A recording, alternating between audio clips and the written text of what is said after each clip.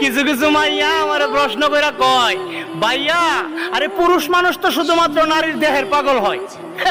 হাস্যকর একটা বিষয়। আরে বুকা মাইয়া, সব পুরুষ যদি নারীর দেহের পাগল হইতো তাহলে মাত্র 500 টাকার বিনিময়ে পতিতালয়ে যাইয়া নারীর দেহটারই কিন্তু বছরের পর বছর একটা নারীর জন্য অপেক্ষা করতো না, এমন কি ভালোবাসার মানুষটা হারানোর বেদনা সহ্য করতে না পারা 1000 টাকা খরচ কইরা নেশাপানি কইরা নিজের ভিতরে থাকা কলিজা পুরাইতো না। আরে পুরুষ মানুষ যদি নারীর দেহের পাগলই হইতো তাহলে বেদের মেয়ের কি আর বিয়ে হইতো? সবচেয়ে বড় একটা কথা কই, রাস্তাঘাটে তো শুধুমাত্র পুরুষ পাগলই দেখা যায়, নারী পাগলগুলি গেল কই?